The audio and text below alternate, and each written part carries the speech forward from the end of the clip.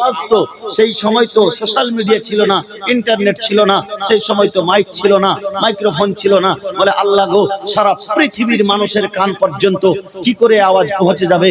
রব্বুল আলামিন বলেছিলেন, এ আমার খলিল, আওয়াজ দেওয়াটা তোমার কাজ আর মানুষের কান পর্যন্ত পৌঁছে দেওয়াটা আমার কাজ। জোরে বলুন সুবহানাল্লাহ। হযরত ইব্রাহিম খলিলুল্লাহ সেই সময় আওয়াজ দিয়েছিলেন, আমি মক্কাতুল মুকাররমায় আল্লাহর ঘর কাবা শরীফ তৈরি করলাম, তোমরা জিয়ারতে আসো। তো রিওয়ায়াত করা হচ্ছে, রাবী রিওয়ায়াত করছেন যে যারা পৃথিবীতে ছিল তাদের কান পর্যন্ত আওয়াজ এসেছিল, যারা মায়ের পেটে ছিল তাদের কানেও আওয়াজ গিয়েছিল, যারা বাপের পিঠে ছিল তাদের কানেও গিয়েছিল, যারা আত্মা জগতে ছিল তাদের কানেও আল্লাহ পৌঁছে দিয়েছিল, যারা কিয়ামত পর্যন্ত যতজন আসবে সকলের কান পর্যন্ত আল্লাহ আওয়াজ পৌঁছে দিয়েছিল। সেই দিন যে লাব্বাইক লা শারিকা লাকা লাব্বাইক আল্লাহুম্মা লাব্বাইক শব্দ দিয়ে সেই ইব্রাহিম খলিলুল্লাহর ডাকে সাড়া দিয়েছিল, তারা কাবা বাইতুল্লাহর জিয়ারত করে আসছে। জোরে বলুন সুবহানাল্লাহ। সুবহানাল্লাহ। তাদের কপালে আল্লাহ হজ লিখে দিয়েছে যারা সাড়া দিয়েছে। বিরাদার, রিওয়ায়াত অনুযায়ী যারা হজ করে আসছেন তারা ইব্রাহিম খলিলুল্লাহর ডাকে সাড়া দিয়েছিলেন, লাব্বাইক বলে, মানে আমি উপস্থিত আছি।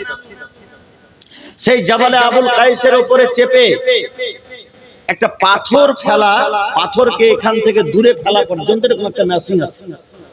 যারা পাহাড়ে কাজ করে তারা জানে, ওই মেশিন দিয়ে তারা ওইখান থেকে পাথর ফেলতে শুরু করেছিল। পাথর ফেলতে যখন শুরু করলো, কাবা ঘরে পাথর পড়তে লাগলো, তো কাবা ঘরের উপরে হামলা করেছে। কাবা ঘরের একটি সুতুন, একটি খাম্বা, একটি পায়া শহীদ হয়েছিল এবং কাবা ঘর ক্ষতবিক্ষত হয়েছিল। দ্বিতীয় নম্বর, তারা কি করেছিল, রুইকে ওই যেমন একটা কি বলে সুতা দিয়ে দিয়ে তৈরি করে একটা বম এ করে না দূর পর্যন্ত, তো বম যেমন ফেলে ঠিক সেরকম ভাবে রুইকে বেঁধে আর সেই রুইয়ে আগুন লাগিয়ে আর বমের মতো করে চালাতে আক্রমণ করে। ওই চালানোতে কাবা ঘরের গ্লাফে আগুন লেগে গিয়েছিল, কাবা ঘরের গ্লাফ পুরো পুড়ে গিয়েছিল। আল্লাহু আকবার। যে কাবা বাইতুল্লাহ ইব্রাহিম খলিলুল্লাহ নির্মাণ করেছেন, ফারিস্তারা নির্মাণ করেছেন, আমার রাসূল পাক নির্মাণ করেছেন, ইসমাইল জাবিহুল্লাহ নির্মাণ করেছেন, যে কাবা বাইতুল্লাহ তাওয়াফ করতে সারা বিশ্বের মুসলমানেরা যায়। ইয়াজিদের দলের লোকেরা আজকে 64 হিজরি সনে কাবা ঘরে হামলা করে দিয়েছে। আল্লাহু আকবার। এই কাবা ঘরে হামলা করে কাবা ঘরের গিলাফ উড়ে গিয়েছে। হযরত ইব্রাহিম খলিলুল্লাহ ইসমাইল জাবিহুল্লাহকে যে কুরবানি করেছিলেন, কোন কোন জায়গাতে পূর্বের যুগের নবীগণের নাম আসছে, তবে পূর্বের যুগের নবীগণের ঘটনাটাই জন্য আসছে যে এই সময়তে সেই ঘটনাটা ঘটেছিল।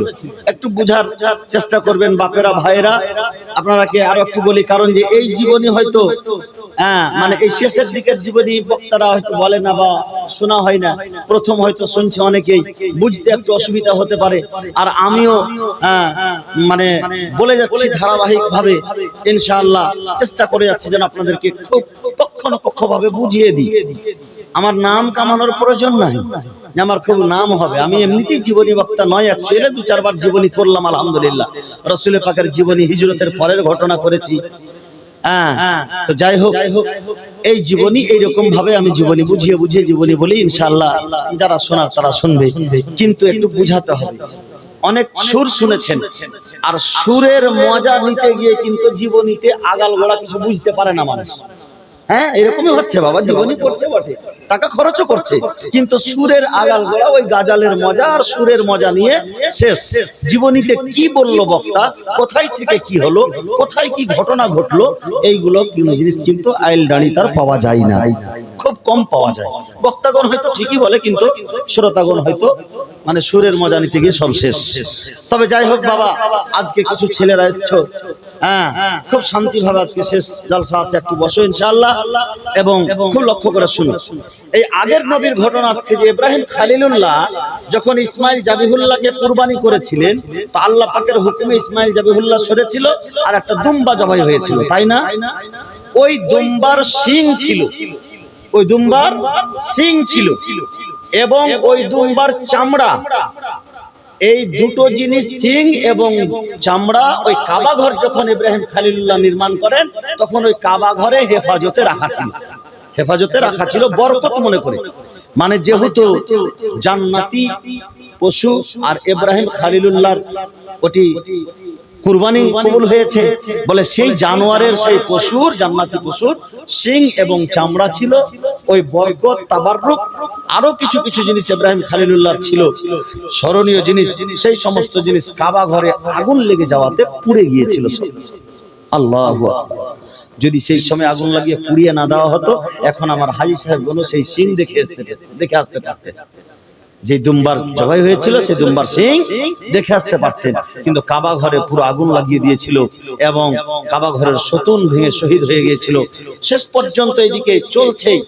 আর এই 64 হিজরি সনে এইদিকে যুদ্ধ চলছে। যুদ্ধটা এখানে চলুক, একটু আমরা আবার দামেস্কে আসি, ইয়াজিদের কাছে। কাবা ঘরে কিন্তু এখন চলছে, হামলা চালিয়ে যাচ্ছে। কাবা ঘরের হামলাটা এখানে রাখলাম, একটুকের জন্য পিছনে ঘুরে আসলাম কোথায়? দামেস্ক। এই দামেস্কে ইয়াজিদকে এমন একটা অসুখ হয়েছিল যে অসুখের জন্য পুরো বাড়ি পেরেশান। তার শরীর দিয়ে, মুখ দিয়ে এত দুর্গন্ধ বের হতো, জাহান্নামের গন্ধ। আল্লাহ আল্লাহ, এ পাপী যে পাপ করেছে, এই গন্ধ কি আর মানুষ সহ্য করতে পারে?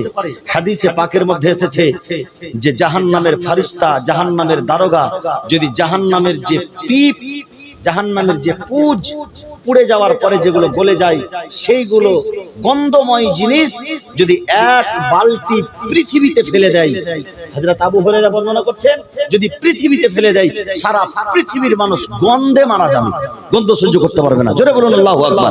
আল্লাহু আকবার। তো জাহান্নামের গন্ধ তার মুখ দিয়ে আর তার শরীর দিয়ে বের হতে শুরু হয়েছে। এ কি করেছে? মুলকে রোমের একজন, রোম দেশের একজন হাকিমকে নিয়ে এসেছে। তারা বড় বড় হাকিমকে হায়ার করে নিয়ে আসতো ট্রিটমেন্ট করার জন্য। ওই হাকিম কবিরাজকে নিয়ে এসেছে। হাকিম কবিরাজ এসে দেখার পরে বলছে, এটি আল্লাহর পক্ষ থেকে এর কাছে এসেছে গজব, এটি লাইলাজ বিমারি, এই অসুখের কোনো ওষুধ নেই, কোনো ট্রিটমেন্ট নেই। বাড়ির লোক পরেশান, ইয়াজিদের বাড়ির লোক পরেশান। বলে কোনো তো একটা রাস্তা হবে। বলে এর একটা উপায় আছে যাতে এই অসুখটা একটু ক্ষান্ত থাকবে। কি উপায়? বলে একে জঙ্গলে সফর করতে হবে, জঙ্গলে ঘুরতে হবে, জঙ্গলে সৈর করতে হবে, তাফরি করতে হবে। জঙ্গলে ঘোরার কথা বলছে হাকিম। হাকিমকে আর এমনি বলছে, আল্লাহ পাক তাকে বলাচ্ছে। এই হাকিম যখন জঙ্গলের সফর করতে বলেছে, কয়েকজন পেয়াদাকে সঙ্গে নিয়ে, সেনাবাহিনীকে সঙ্গে নিয়ে, আর এই ইয়াজিদ সঙ্গে সঙ্গে ঘোড়ার পিঠে চড়ে জঙ্গলের সফর করতে বেরিয়ে গেল।